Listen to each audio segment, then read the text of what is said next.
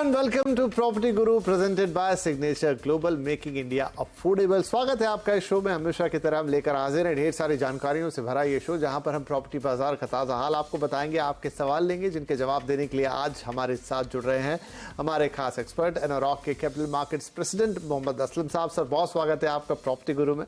तो आइए, हमेशा की तरह परंपरा को निभाते हुए हम सबसे पहले आपसे प्रॉपर्टी बाजार का एक ताज़ा हाल ले लेते हैं, और उसके लिए जो उदाहरण मैं लूंगा वो है अगस्त के नंबर, जो कि अगर हम बॉम्बे की बात करें तो 10 साल का रिकॉर्ड, बहुत बढ़िया नंबर क्लॉक किया, और शायद हाईएस्ट रेवेन्यू पिछले 10 सालों में, पिछले 3 से 4 महीने से लगातार 10,000 के ऊपर रजिस्ट्रेशन। तो ये सारी चीजें किस और इशारा करती हैं कि क्या हम आगे कुछ और इसी तरह के महीने और रिकॉर्ड्स बनते देखते रहेंगे प्रॉपर्टी बाजार में? विपिन जी, बिल्कुल सही है कहना आपका कि ये रिकॉर्ड्स एक के बाद एक टूट रहे हैं। जैसे बॉलीवुड मूवीज में हो रहा है, कभी पठान मूवी आती, कभी गदर आती है, कभी अभी जवान है। तो वो सिलसिला मान तो अनुमान चल रहा है। लेकिन आज का शो में मैं थोड़ा कॉशन लेकर आया हूँ। थोड़ा सा जैसे कि अलार्मिंग बेल आप मुझे लगता है दर्शकों को करना चाहिए। हमेशा से चीजें अच्छी चल रही हैं, बहुत अच्छी चल रही हैं, लेकिन कुछ लॉजिक होना चाहिए हर चीज का। तो अभी तो फिलहाल इंडिया का जिस तरह से ओवरऑल रेसिडेंशियल मार्केट या रियल एस्टेट मार्केट भाग रहा है, ये बहुत अच्छी बात है हम सभी के लिए। लेकिन उसके साथ साथ अपने को इन्फ्लेशन पे भी नजर रखनी चाहिए, जो कि अपने आप में रोजमर्रा से वो भी अपना एक रिकॉर्ड ब्रेक कर रहा है और ऊपर की तरफ चल रहा है। तो न्यूज आ रही है, रूमर्स आ रहे हैं, खबरें आ रही हैं कि इस बार आरबीआई आई थिंक रेट्स बढ़ाने वाले हैं, और अगर वो चलता है तो होम लोन रेट्स पे डेफिनेटली असर पड़ेगा। और अभी आपको शायद मालूम भी होगा कि एनारॉक ने एक कस्टमर सेंटीमेंट सर्वे किया था, जिसमें 95% लोगों का कहना था कि अगर यहाँ से प्राइस बढ़ते हैं होम लोन के, तो वो डेफिनेटली इम्पैक्ट करेगा उनका बाइंग डिसीजन पे।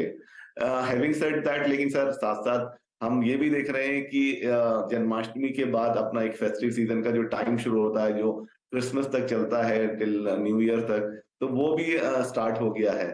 तो एक यूफोरिया है मार्केट में, एक लोगों के अंदर एक पॉजिटिवनेस है। लेकिन साथ साथ कॉशन यही है कि इन्फ्लेशन बढ़ रहा है, प्राइसेस हो सकता है फर्म हो जाएं।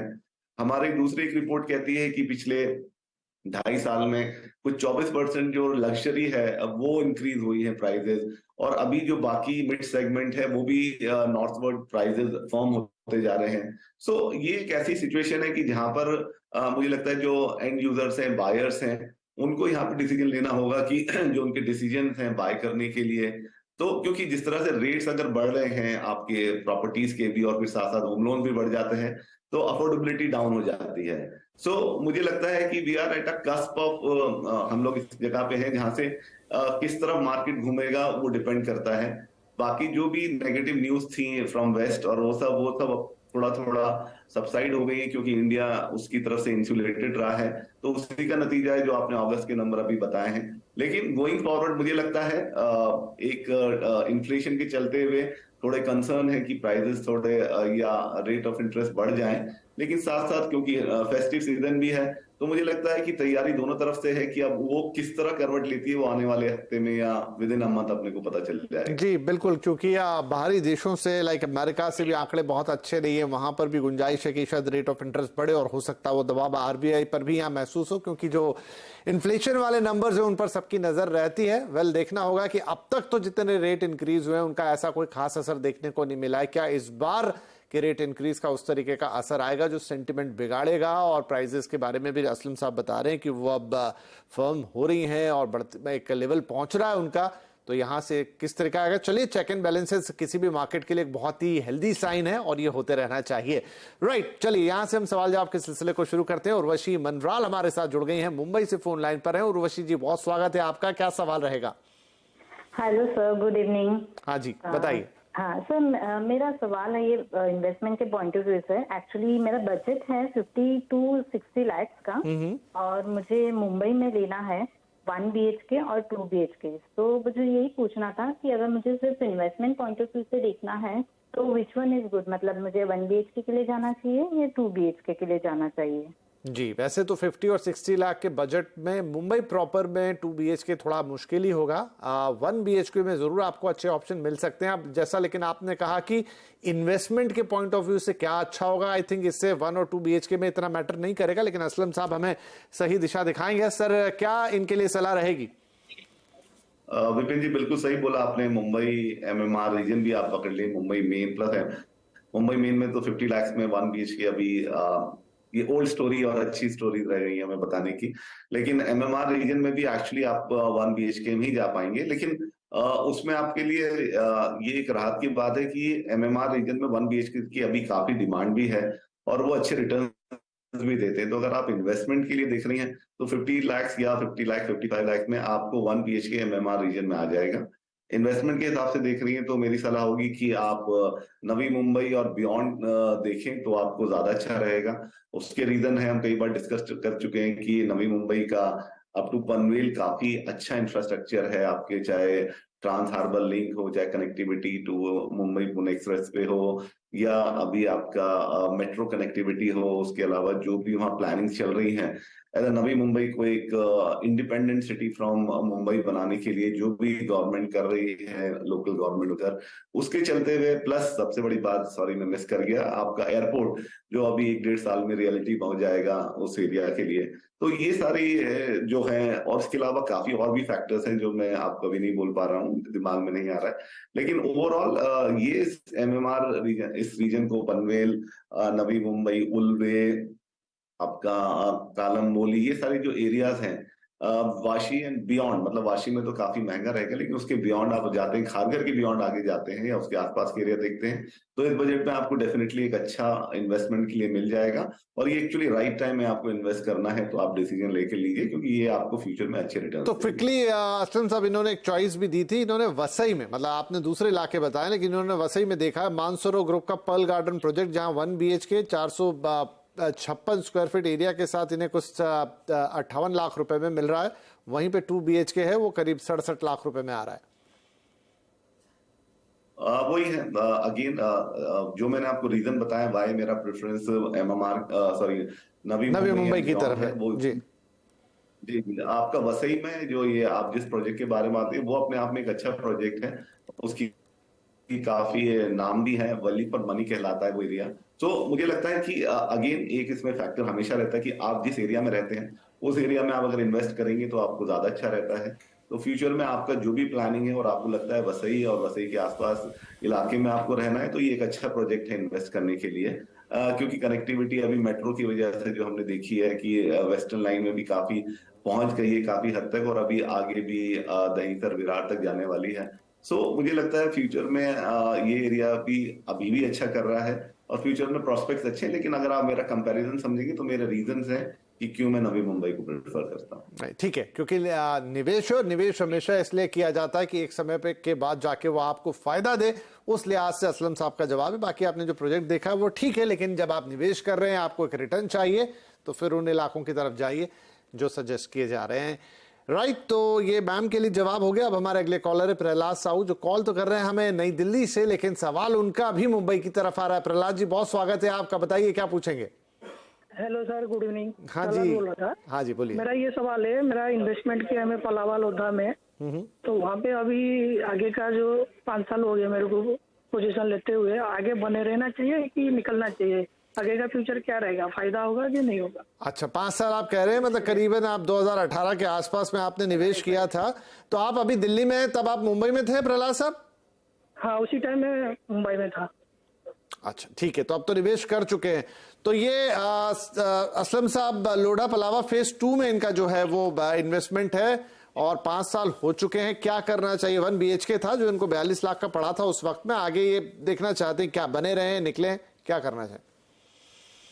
मेरी बहुत ही इसमें मतलब एक स्ट्रेट सलाह यही है कि अगर कोई रिक्वायरमेंट नहीं है आपको मनी की, तो मुझे लगता है आपको बने रहना चाहिए। पलावा सिटी अपने आप में काफी प्रूव किया है उसने कि उन्होंने अच्छे रिटर्न्स दिए हैं। लाइक जिन्होंने अर्ली जब 2013-14 में वो प्रॉपर्टी आई थी, इनफैक्ट 11-12 में जब वो प्रॉपर्टी आई थी, तो जिन लोगों ने उस टाइम इन्वेस्ट किया उनको 200% तक के रिटर्न मिले हैं। और अपने आप में ये एक अपने आप में एक सिटी है जिसमें लाइक जो फेज 2 की आप बात कर रहे हैं उसमें अराउंड मेरे ख्याल से, if I am not wrong, कुछ 8,000 फैमिलीज को घर मिलेंगे जिसमें 4 लाख पीपल विल स्टे, और उसी के साथ साथ 3.5 लोगों के लिए नया जॉब क्रिएशन होगा। तो ये पूरा जो पलावा सिटी है या पलावा जो लोढ़ा ग्रुप का एक बड़ा प्रोजेक्ट है, 5,000 एकर्स में है, और अभी तो और फेजेस इसमें आने हैं। तो मुझे लगता है फ्यूचर में इसका अच्छा एप्रिसिएशन रहेगा। बनस्पत आप अगर उस एरिया में ही किसी और जगह इन्वेस्ट करेंगे तो मुझे लगता है इतने अच्छे रिटर्न आपको शायद ना मिले, लेकिन इधर आप बने रहे, आपने 5 साल निकाले हैं। मुझे लगता है अभी मार्केट इंप्रूव होती जा रही है तो फ्यूचर में इसके प्रोस्पेक्ट्स और अच्छे दिखते हैं। तो मेरी सलाह ये रहेगी कि आपको बने रहना चाहिए, और जब तक आपको पैसे की जरूरत नहीं है तो ये एक अच्छा इन्वेस्टमेंट है आपके लिए। चलिए बढ़िया है। तो फिर प्रहलाद साहब बने रहे, अगर तुरंत नहीं निकालना है तो अभी थोड़ा और वक्त दें और एक अच्छा इन्वेस्टमेंट आपके लिए आगे चल के भी ये साबित होगा। चलिए इसी सलाह के साथ हमारे लिए वक्त हो गया एक छोटे से ब्रेक का, लेकिन ब्रेक के बाद बातचीत जारी रहेगी। आप देख रहे हैं property Guru presented by signature global, और आपके सवालों के जवाब देने के लिए हमारे साथ बने हुए हैं न्यूयॉर्क के मोहम्मद असलम साहब। तो चलिए फटाफट सवाल जवाब के सिलसिले को आगे बढ़ा लेते हैं। एसके गुप्ता पुणे से हमें कॉल कर रहे हैं। गुप्ता जी बहुत स्वागत है आपका प्रॉपर्टी गुरु में। सवाल बताएं हमें फटाफट। सर मैंने एक 1 BHK फ्लैट बुक किया था। हाँ जी। जोनवल में, पुणे में। ओके। और approximate 3 years back at that flat, and अभी उसका एप्रिसिएशन बहुत ज्यादा नहीं हुआ है, अप्रोक्सीमेट 50 के आसपास का होगा। And but I am actually wanting to switch to 2 BHK flat, तो उसके लिए कुछ अच्छा ऑप्शन अगर हो तो ठीक है। तो आप कह रहे हैं कि आपने बुक किया था, पोजीशन तो खैर आपको 2024 में मिलना, 38 लाख की आपकी बुकिंग थी और अब 50 के आसपास वो पहुंच गया, राइट? जी हाँ। नहीं, आप इसे कह रहे हैं कि अच्छा अप्रिसिएशन नहीं है। आई डाउट ये ठीक अप्रिसिएशन नहीं, बहुत अच्छा अप्रिसिएशन है। अगर आपकी 38 की चीज 2-3 साल के अंदर 50 की हो रही है, क्या मैं गलत कह रहा हूँ असलम साहब? मेरा भी यही मानना है। आपका अप्रिसिएशन सर बहुत अच्छा हुआ है। 12 lakhs on 38 is very good return on investment. और एक बात ध्यान में रखिए कि आप उस मार्केट में आपने इन्वेस्ट किया था कि जहां पर market was not doing that great. तो मुझे लगता है ये अच्छा रिटर्न आपको आया है। और पुणे स्पेसिफिकली आपकी अगर बात करें तो जिस एरिया में आपने ये सोलापुर हड़पसर में इन्वेस्ट किया है, वो एरिया अभी एक्चुअली थोड़ा सा कस्प है कि यहाँ से उसके जो फ्यूचर प्रोस्पेक्ट्स हैं वो काफी अच्छे दिखाई दे रहे हैं।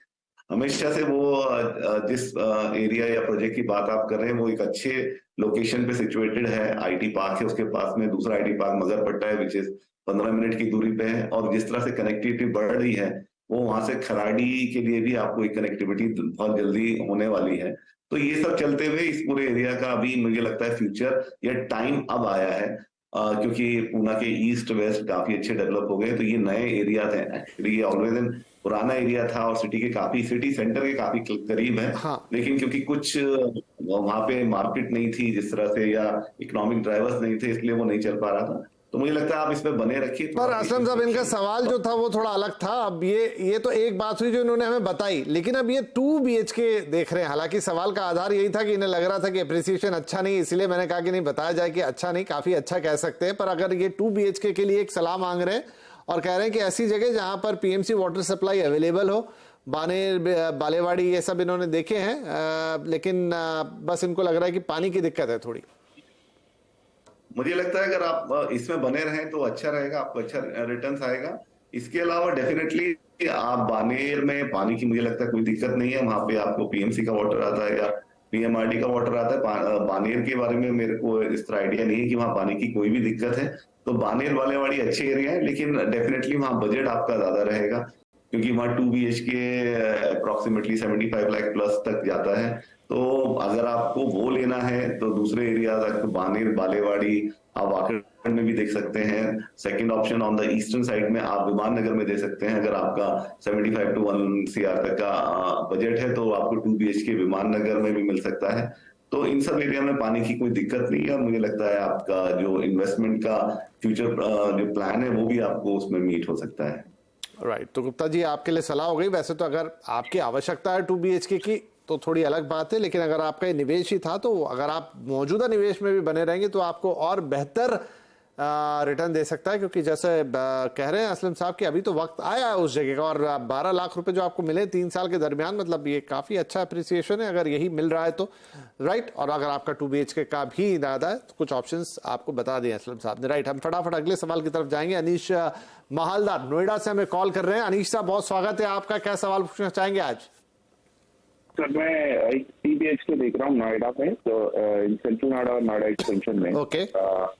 और मेरा बजट अराउंड 1 to 1.25 तक है। तो इसमें मैं देखना चाह रहा हूँ कि क्या अच्छे प्रोजेक्ट है। कुछ 2-3 मैंने प्रोजेक्ट देखे थे जैसे आस्था ग्रीन, जेरॉस, निराला, बट मैं श्योर नहीं हूँ कि प्रोजेक्ट वर्थ इन्वेस्टिंग है। अपने खुद के पर्पज के लिए देख रहा हूँ इन टर्म्स ऑफ खुद के रहने के लिए।